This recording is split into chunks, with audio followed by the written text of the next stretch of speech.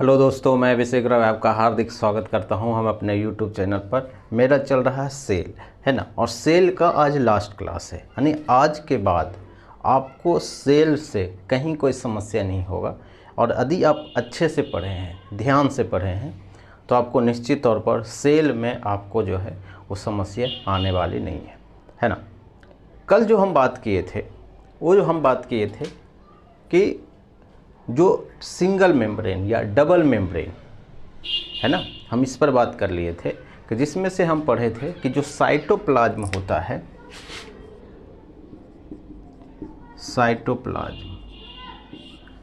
Cytoplasm में हम पढ़े थे कि एक होता है सिंगल मेम्ब्रेन वाली संरचना,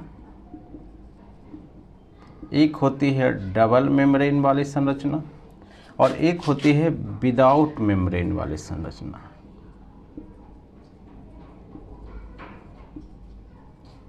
विदाउट मेम्ब्रेन, ठीक है। सिंगल मेम्ब्रेन, डबल मेम्ब्रेन या विदाउट मेम्ब्रेन। जो डबल मेम्ब्रेन शुरू में हम पढ़े थे उसमें से दो चीज़ों के बारे में पढ़े थे। एक को हम पढ़े थे माइटोकॉन्ड्रिया और दूसरा हम पढ़े थे प्लास्टिड। ये पढ़ लिए थे, क्लियर। ये चीज़ आपको पता होगा और इस पर हम डिटेल बात की है। सिंगल मेम्ब्रेन में जो हम पढ़े, एक पढ़े एंडोप्लाज्मिक रेक्टिकुलम या इसी को हम बोलते हैं ER, नहीं, और अगर हिंदी में क्या बोलेंगे, अंतः पर्दयी क्या जालिका, है ना। उसके बाद हम पढ़ लिए गोल्जी बॉडी और हिंदी में इसको बोलते हैं गोल्जी कॉय, ये चीज़ें। और तीसरा हम पढ़े थे, उसको पढ़े थे लाइसोसोम या लाइसोजोम भी कहीं कहीं पे होता है। और इसमें क्या पाया जाता है, WBC, या इसमें एक चीज़ और इंजाइम पाया जाता है जो हम कल भी बात किए थे, उसको हम बोलते हैं हाइड्रोलाइटिक एंजाइम, है ना। ये सब बातें हम कर चुके हैं। आज जो हम पढ़ेंगे ये सब बात हम कर चुके हैं, इस पर हम डिटेल बात कर चुके हैं। अगर यदि आपको समझ में नहीं आ रहा है कि ये सब चीज़ कहाँ हो रहा है, साइटोप्लाज्म में हो रहा है, यानी ये हो रहा है कोशिका द्रव्य में, कोशिका द्रव्य में। और ये जो विदाउट मेम्ब्रेन में आज हम दो बात पढ़ेंगे, एक पढ़ेंगे राइबोसोम और एक पढ़ेंगे हम सेंट्रोसोम, है ना। और जब हम इतना पढ़ लेंगे तो पूरा जो क्या है कोशिका द्रव्य है वो समाप्त हो जाएगा। और उससे पहले जो हम सेल में पढ़ चुके थे वो पढ़ चुके थे कि ये वाला जो है पार्ट, यानी यही है साइटोप्लाज्म और ये है न्यूक्लियस और ये है कोशिका क्या झिल्ली, है ना। तो ये दोनों तो हम पहले पढ़ चुके हैं और अभी हम पढ़ रहे हैं क्या, साइटोप्लाज्म। जब ये पूरा हो जाएगा तो क्या होगा, सेल के बारे में जो है हम पूरा बातें पढ़ लेंगे। क्लियर है, कोई दिक्कत नहीं है ना। अब हम आगे बढ़ते हैं और इसके बारे में पढ़ते हैं, राइबोसोम और सेंट्रोसोम के बारे में। क्लियर।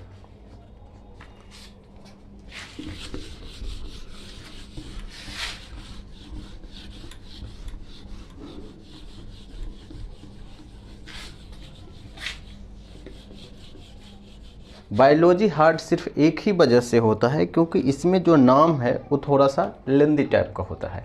अगर उस नाम को बार बार लिया जाए, है ना, जैसा कि हम ले रहे हैं, है ना, डेली ले रहे हैं नाम, है ना, तो क्या होगा कि वो फेमिलियर हो जाएगा और आपको क्या है नया नहीं लगेगा। जब आप क्वेश्चन में देखेंगे या एग्ज़ाम में देखेंगे तो वो चीज़ें क्या होगा, नया नहीं लगेगा।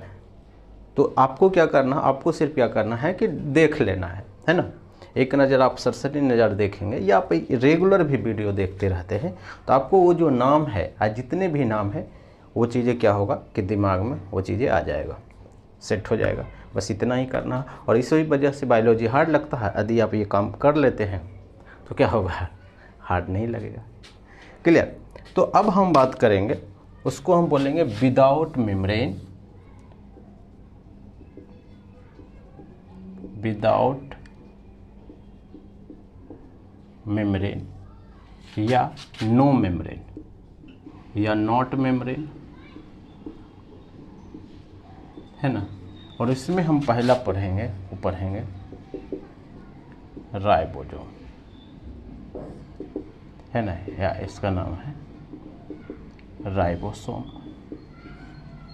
क्लियर है, राइबोसोम या राइबोसोम, है ना। सबसे पहला चीज़ तो यही है कि इसका निर्माण कैसे होता है, इसकी उत्पत्ति कैसे होती है ना।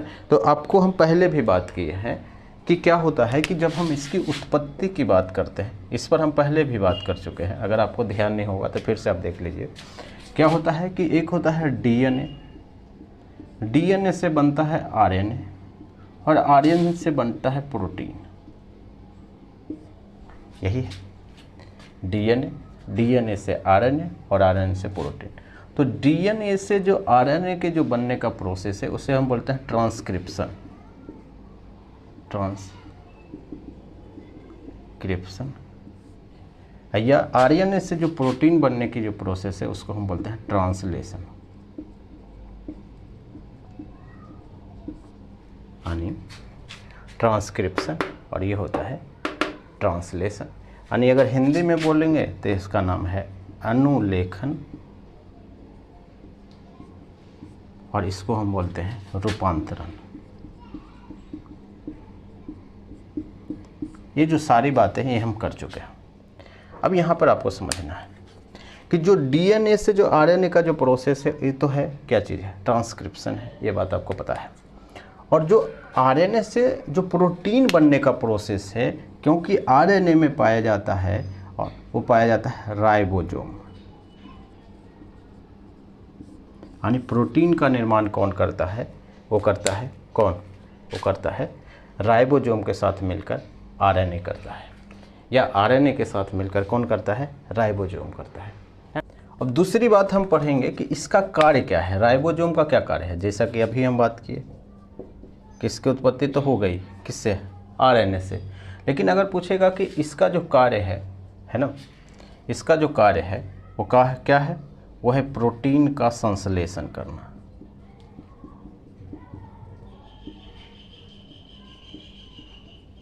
यानी इसको हम बोलते हैं प्रोटीन सिंथेसिस, है ना, प्रोटीन का सिंथेसिस करना, यानी प्रोटीन का निर्माण करना। और प्रोटीन का निर्माण करने से जहाँ पे प्रोटीन निर्माण होता है उसको हम क्या बोलेंगे, protein factory of the cell. यानी राइबोसोम को हम क्या बोलते हैं, प्रोटीन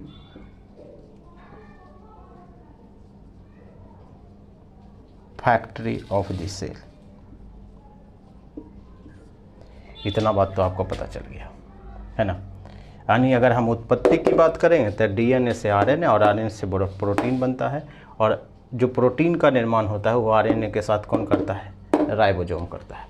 सवाल सिर्फ एक आता है इसमें कि इसका कार्य क्या होते हैं, है ना। इसका जो कार्य होता है वो होता है प्रोटीन का संश्लेषण करना, यानी प्रोटीन का निर्माण करना। और जहाँ पे प्रोटीन का निर्माण होता है या जो भी चीज़ का निर्माण होता है उसको हम क्या बोलेंगे, फैक्ट्री। अगर पेन का निर्माण हो रहा है तो हम बोलेंगे पेन का फैक्ट्री, लेकिन अगर क्या हो रहा है, प्रोटीन का निर्माण हो रहा है तो protein factory of the cell. के बारे में एक चीज़ और बात है कि सबसे छोटी संरचना ये होती है कि smallest part of the cell, यानी सेल के सबसे छोटी संरचना यही होती है ना। यानी सेल में, यानी कोशिका में, कोशिका की सबसे छोटा संरचना, है ना। तो राइबोसोम के बारे में ये जो बेसिक बातें हैं ये बात आपको पता है। और ऑब्वियसली बात है ये कहाँ होगा, ये कहाँ होगा, ये होगा कोशिका दल में होगा, है ना। एक बात फिर से रिवाइज कर लेते हैं कि राइबोसोम है उसकी उत्पत्ति किससे होती है? डीएनए से आरएनए, आरएनए से प्रोटीन, और प्रोटीन का मतलब क्या होता है कि जो आरएनए है राइबोसोम के साथ मिलकर क्या करता है? प्रोटीन का निर्माण करता है ना। जो डीएनए से आरएनए के प्रोसेस बनने के प्रोसेस को ट्रांसक्रिप्शन बोलते हैं, और जो क्या चाहिए डीएनए जो आरएनए से प्रोटीन बनने के प्रोसेस को क्या बोलते हैं? ट्रांसलेशन बोलते हैं, है ना। ये चीज़ है, और इसको हम रूपांतरण बोलते हैं। और इसका कार्य क्या है कि प्रोटीन का निर्माण करना, प्रोटीन का संश्लेषण करना। जैसा कि हम एंडोप्लाज्मिक रेटिकुलम में भी हम पढ़े कि एक होता है रफ एंडोप्लाज्मिक रेटिकुलम, जिसमें क्या पाया जाता है? वो राइबोसोम पाया जाता है। और राइबोसोम क्या करता है? प्रोटीन का निर्माण करता है। इसीलिए तो हम देखे थे कि वहाँ पे प्रोटीन होता है। और एक होता था स्मूथ आरएनए, स्मूथ ईआर, तो क्या होता है? बसा से, और बसा क्या होता है? स्मूथ होता है ना। तो इसलिए हम उसको बोले थे चिकनी ईआर या चिकनी अंतःपर्दवीय जालिका। तो ये सब तो बातें हम कर चुके हैं, है ना। और एक होता है, इसी को हम बोलते हैं protein factory of the cell. और अगर एक बेसिक बातें पढ़ना है तो सबसे जो छोटी सेल है तो क्या है? वो है क्या चीज़? वो है राइबोसोम। और सबसे बड़ी चीज़ था वो कौन था? वो था न्यूक्लियस। क्लियर है? तो इतना बात तो हम बात कर चुके हैं, है ना। अब इसमें थोड़ा सा और आगे बात करना है।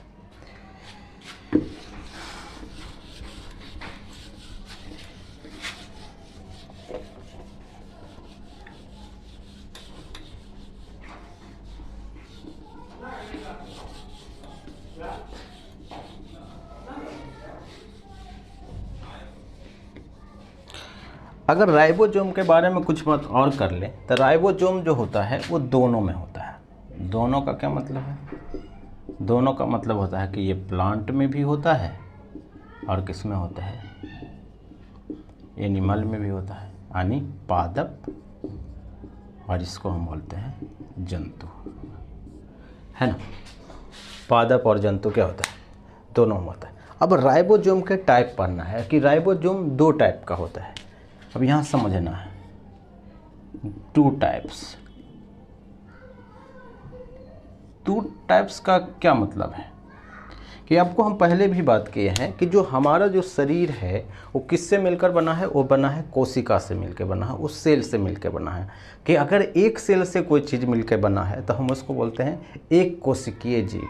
और अगर बहुत सारा सेल से मिलकर या बहुत सारा कोशिका से मिलकर अगर हमारा शरीर बना है ना, यह कोई भी जीव बना है तो उसको हम बोलेंगे बहुकोशिकीय जीव या मल्टी सेलुलर सेल, है ना। तो यहाँ पर हम उसी बात पर आते हैं कि जो हमारा अगर है कि एक से बना है तो एक होता है एक कोशिकीय जीव,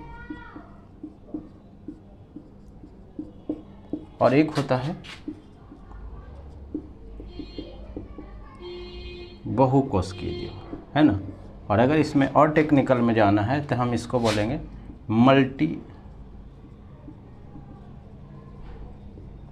मल्टी सेलुलर सेल, या इसको हम बोलते हैं यूकैरियोटिक, और इसको हम बोलते हैं प्रोकैरियोटिक।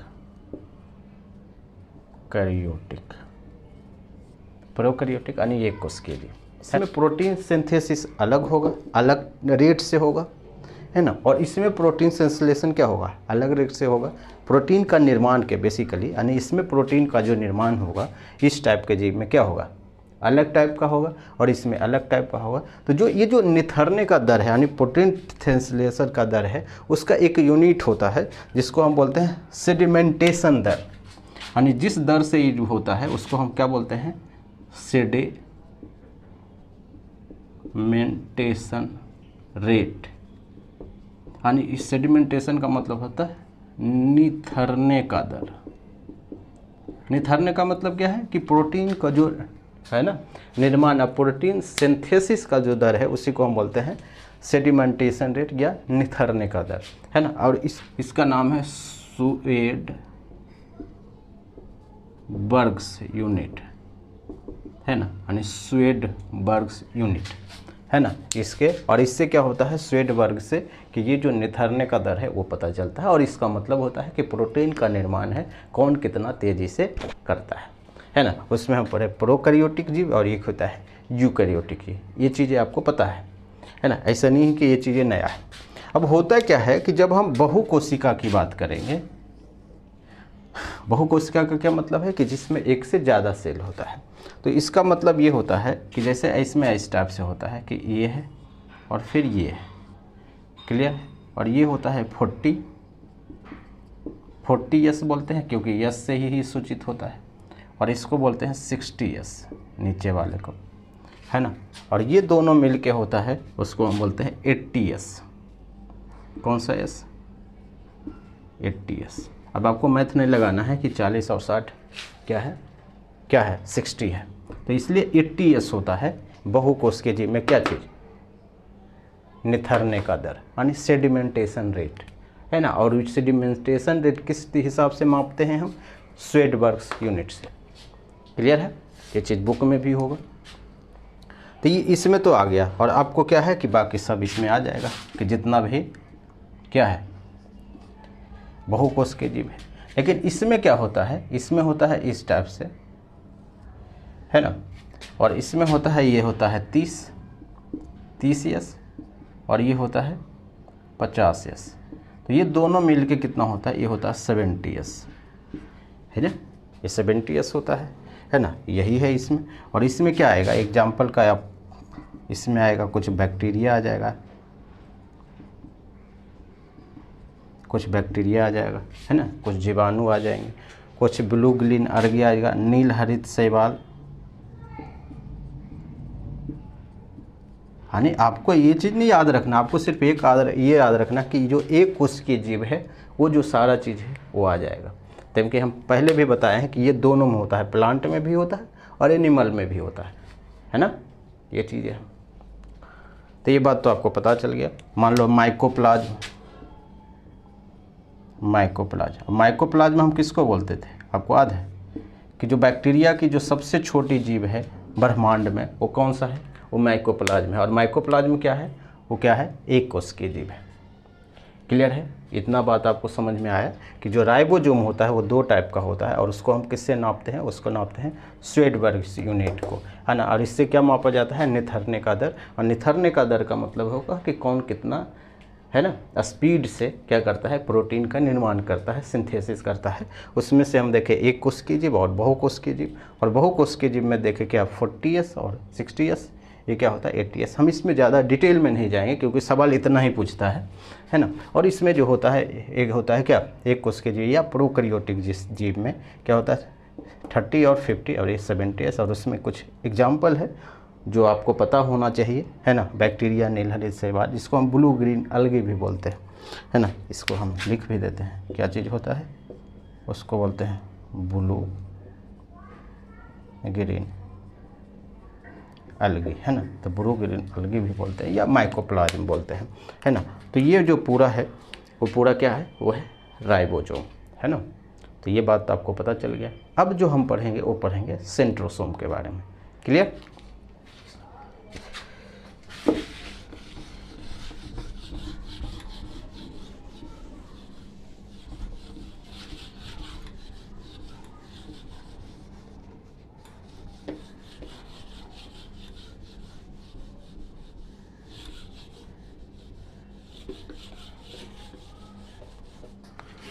अब जो हम बात करेंगे वो बात करेंगे विदाउट मेम्ब्रेन में ही,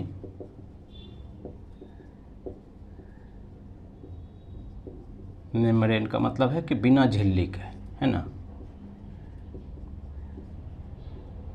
बिना झिल्ली या झिल्ली रहित संरचना आता है, झिल्ली रहित संरचना, कुछ भी आ सकता है ना। और उसमें से अब हमें पढ़ना है, वो पढ़ना है सेंट्रोसोम,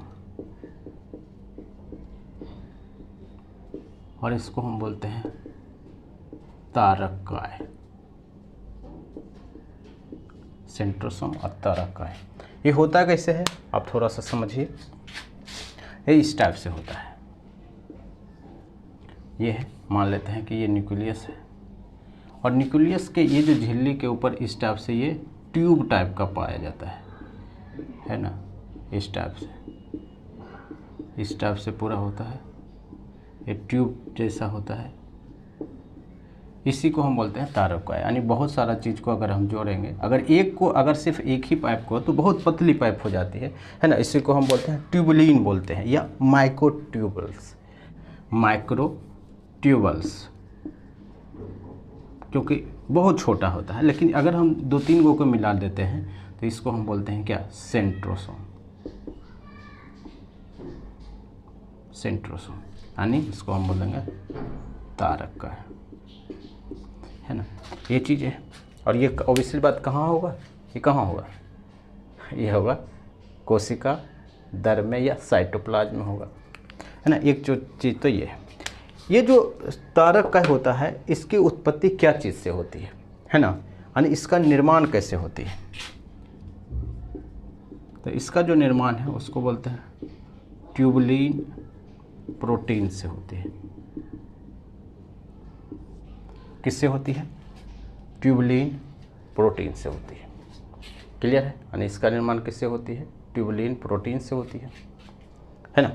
ये चीज़ है। और इसका कार्य क्या है, ये सवाल आता है। इसका कार्य होता है कि कोशिका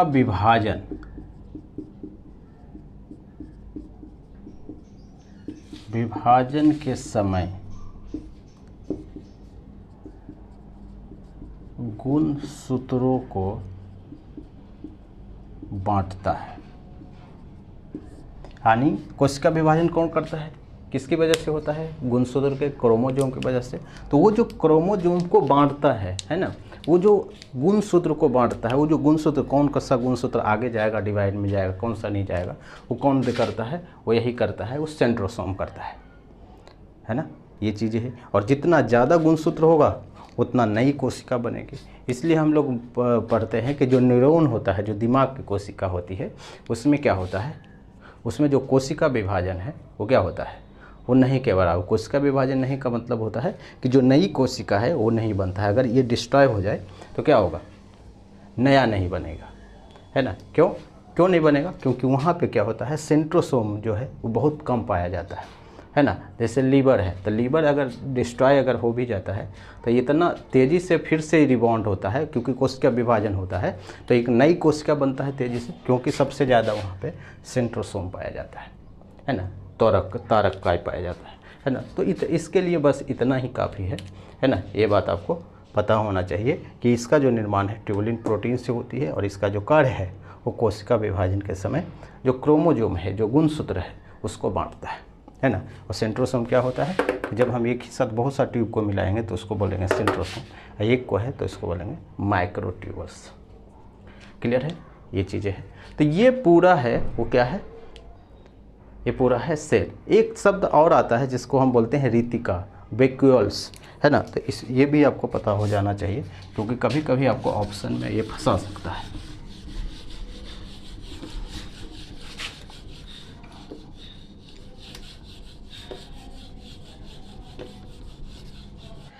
होता क्या है कि हमारा जो कोशिका है वैसे ये वाला कोशिका, तो इसमें क्या होता है कि इसमें तो पाया ही जाता है क्या चीज़, न्यूक्लियस है। और ये जो है वो क्या है,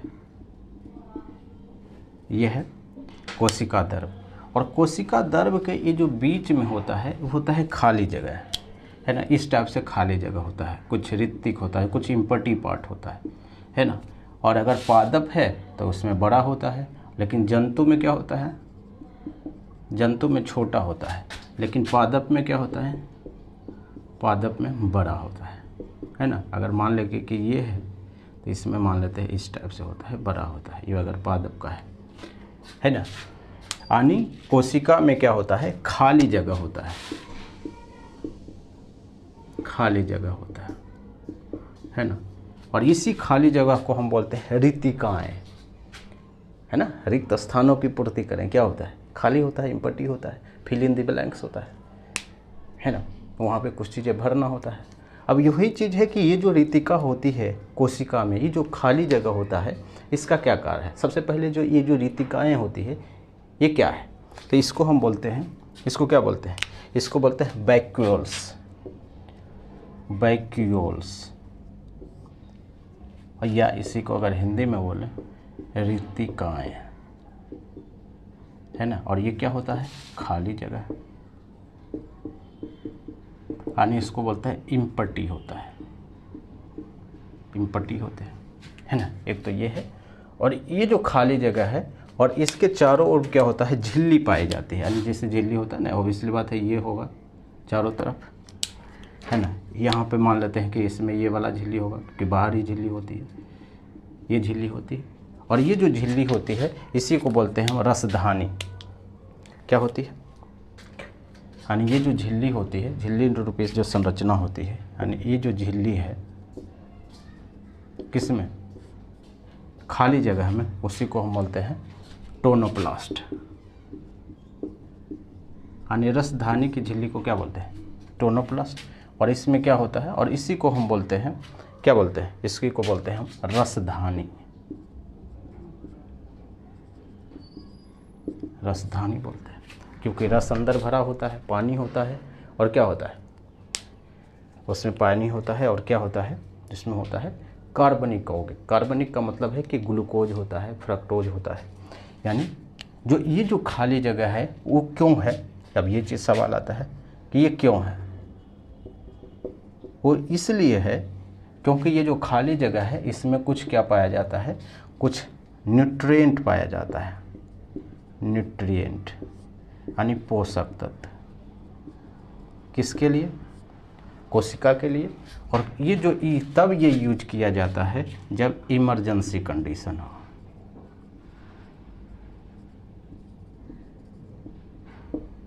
है ना।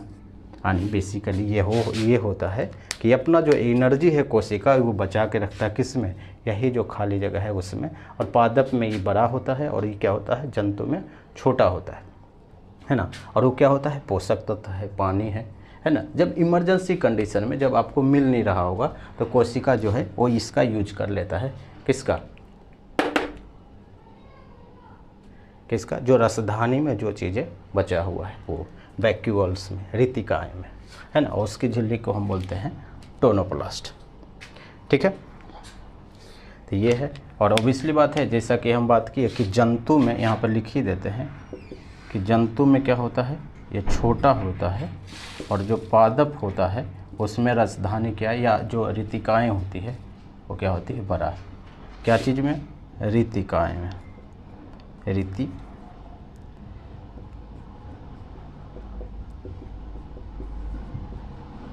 ये बात है ना। रितिकाएँ में क्या होती है, बड़ी हो जाती है। क्लियर है। तो ये जो पूरा है वो पूरा हो गया। इतना ही इसके बारे में समझना है कि खाली जगह का क्या मतलब है ना। तो ये जो पूरा है वो पूरा हो गया सेल, यानी कोशिका आज समाप्त हो गया, है ना। तो आप इस पर जाके क्वेश्चन बनाइए, निश्चित तौर पर आप कंफर्टेबल फील करेंगे। या आपसे पहले भी बोल रहे हैं कि क्योंकि आप सिर्फ अगर देख रहे हैं मज़े के लिए तो फिर क्यों देखिएगा, है ना, मज़ा कहीं और ले लीजिए। लेकिन यदि आप सीरियस पढ़ रहे हैं तो आपको ये समझना है कि जो चीज़ें हम पढ़ा रहे हैं वो ठीक पढ़ा रहे हैं या गलत पढ़ा रहे हैं। और वो चेक करने का लिए एक ही तरीका है कि जितना चीज़ पढ़ाए हैं, आप जिस भी एग्ज़ाम का तैयारी करते हैं आप उसका क्वेश्चन बनाइए। जब आपको बने तो इसका मतलब ठीक पढ़ा रहे हैं, क्योंकि क्वेश्चन बैंक तो हम सेट कर नहीं रहे हैं, है ना। आपके पास जो भी बुक है, जैसा भी बुक है उसका, है ना, तो वो चीज़ें हैं तो आप करके देखिए, निश्चित तौर पर आप कंफर्टेबल हो, है ना। तो आज भर इतना ही है। आगे जो हम पढ़ेंगे वो पढ़ेंगे न्यूट्रिशन, पोषण के बारे में, है ना। तो आज भर इतना ही। Thank you.